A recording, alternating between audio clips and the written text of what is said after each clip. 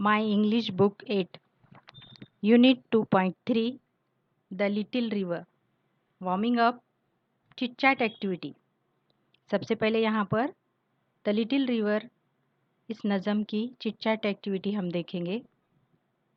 You must have been for a family और class picnic to a river side picnic spot. यहाँ पर 3-4 questions दिए गए हैं. उस क्वेश्चंस का आपको आंसर देना है कि कभी आप अपनी फैमिली के साथ या क्लास पिकनिक के साथ नदी किनारे पिकनिक स्पॉट पर गए हैं क्या. Question number 1. What did you notice on the bank of the river? Question number 2. In which season did you go? Was the river flow gushing or gentle? Question number 3. Did you notice other people by the river? What were they doing? Question number 4. What should we do to make sure that rivers do not get polluted?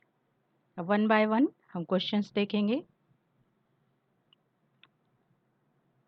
First question. What did you notice on the banks of the river. नदी के किनारे आप क्या देख सकते हैं, क्या क्या देखा आप लोगों ने, क्या महसूस किया. उसका आंसर हो सकता है we went to the picnic and saw the banks of the river covered with grass and tree. हमने क्या देखा कि नदी का जो किनारा था वो कैसे घिरा हुआ है, घास से और दरख्त. यानी नदी के किनारे पर बहुत सारी घास है और दरख्त हैं.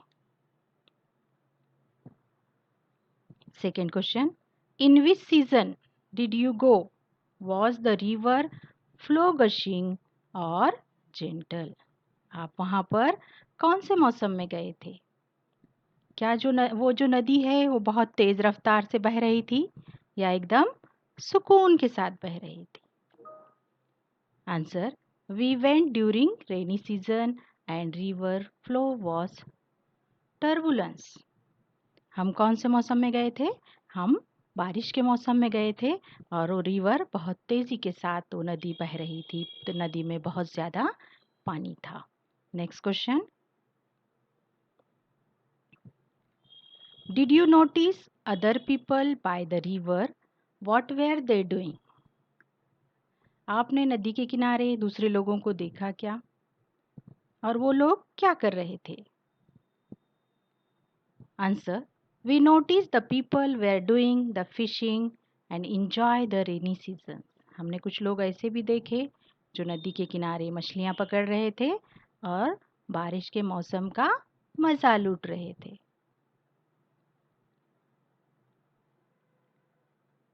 Next question. What should we do to make sure that rivers do not get polluted. हमको ऐसा क्या करना चाहिए जिसकी वजह से नदी आलूदा ना हो. Answer. When the people went there don't leave wastage material, don't throw anything in river. जब भी लोग नदी के किनारे जाएंगे वहाँ पर कुछ भी कचरा वगैरह नहीं फेंकना है और कुछ भी चीज़ नदी में फेंकनी नहीं है जिसकी वजह से नदी क्या हो जाए, आलूदा हो जाए.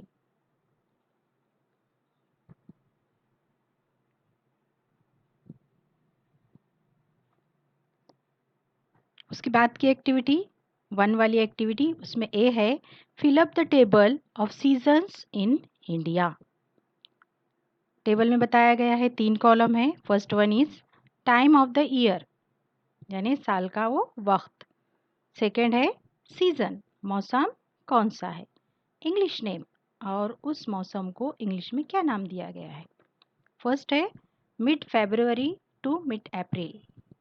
इस सीज़न इस वक्त का यानी आधे फरवरी से आधे अप्रैल का जो वक्त है उस वक्त का जो सीज़न है उसका नाम है वसंत. और उसी वसंत को हमें हमारी इंग्लिश में नाम दिया गया है spring. Second mid April to mid June. वहाँ पर आपको बताना है कि वो इंग्लिश में उस मौसम को नाम दिया गया है समर सीज़न. समर सीज़न यानी क्या, गर्मी का मौसम, तो उसी तरह से उस सीजन को नाम है ग्रीष्मा। तीसरा, मिड जून टू मिड अगस्त, उस सीजन का नाम दिया गया है वर्षा, और वर्षा को इंग्लिश नेम है monsoon. 4-1, mid August to mid October, वहाँ पर उस मौसम का नाम आपको लिखना है जिसे हम इंग्लिश में बोलते हैं ऑटम, और वो है शरद, शरद ऋतु। Number 5, mid October to mid December, वो सीजन है हेमंत, उसको इंग्लिश में नाम दिया गया है प्री विंटर, मौसम सरमा से थोड़े पहले का मौसम। Number 6, mid December to mid February, उस मौसम का नाम आपको बताना है जिसे हम इंग्लिश में कहते हैं विंटर, और उस मौसम का नाम है शिशिर।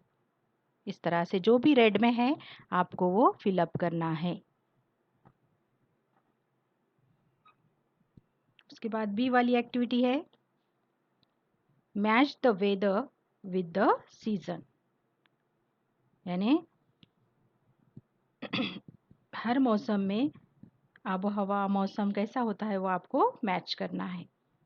एक कॉलम में दिया हुआ है विंटर, विंटर यानी सर्दी, सर्दी का मौसम कैसा होता है कोल्ड, फर्स्ट वन का आंसर है D cold.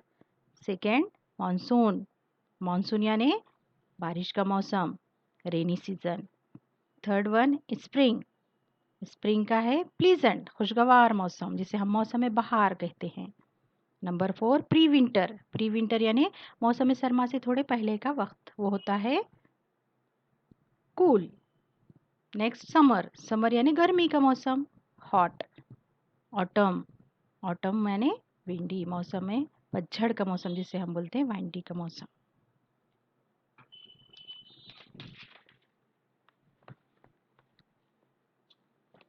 Activity second A, poet makes the poems musical and different from prose by using many poetic devices, यानी शायर क्या कहता है अब करता है अपनी नज़मों को बहुत ही मौसीकी वाले डिवाइसेस का इस्तेमाल करके अपनी पोएम को और इंटरेस्टिंग बनाता है।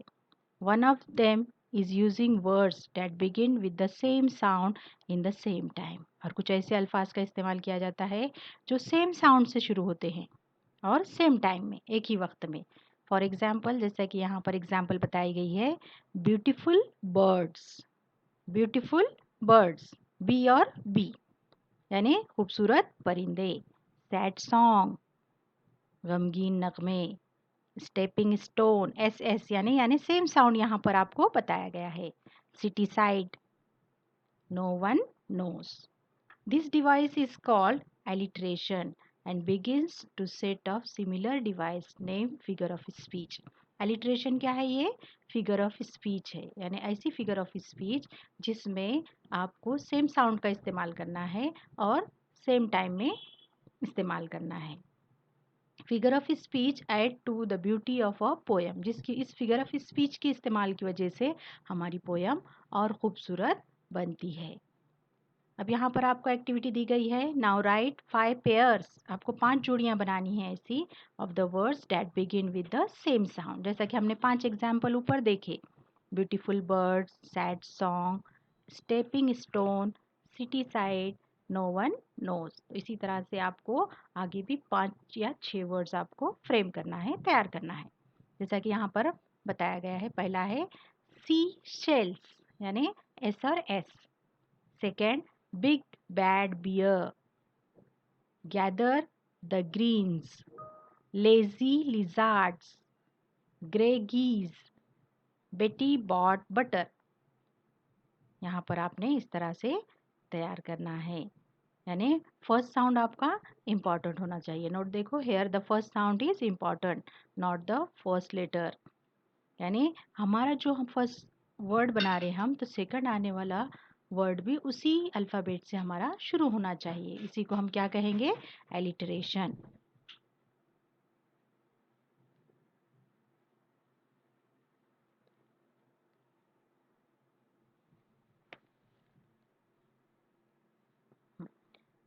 बी एक्टिविटी देखो, इसमें से poet also make use of words that resemble a sound, the words for example bang, swish, beep, row or, tweet, etc. Such words are called onomatopoetic words. If they occur in the some line of a poem, the figure of speech in that line is called onomatopoeia. यानी इस तरह से ये भी figure of speech का नाम है. उसके बाद आगे तीसरी नंबर की एक्टिविटी देखो, play a game. Set a time limit of 5 minutes using letters of the words onomatopoeia. Make as many 4, 5, 6 letter words and write them down. The one who makes maximum number of words within the time limit is the winner. अब ये जो word दिया गया है आपको, बड़ा word दिया गया है ओनोमैटोपोइया, और इस वर्ड में से आपको 4 लेटर वाले, 5 लेटर वाले, 6 लेटर वाले वर्ड्स बनाना है. और आपका टाइम 5 मिनट का आपको टाइम दिया जाएगा, और जो ज़्यादा से ज़्यादा वर्ड्स बनाएगा, maximum word number of words frame करेगा, वो विनर कहलाएगा. 4-5 एग्जाम्पल यहाँ पर बताए गए हैं. First one is poem, poet, moon, top, eat, map. ऐसे मैक्सिमम वर्ड्स आपको क्या करना है, इसी वर्ड में से स्पेलिंग लेकर नया कुछ ऐसे हम बामायने लफ्ज़ तैयार करना है जो इंग्लिश में है, जिनका इंग्लिश में कुछ मतलब है. आप इस तरह से मैक्सिमम वर्ड्स तैयार कर सकते हैं.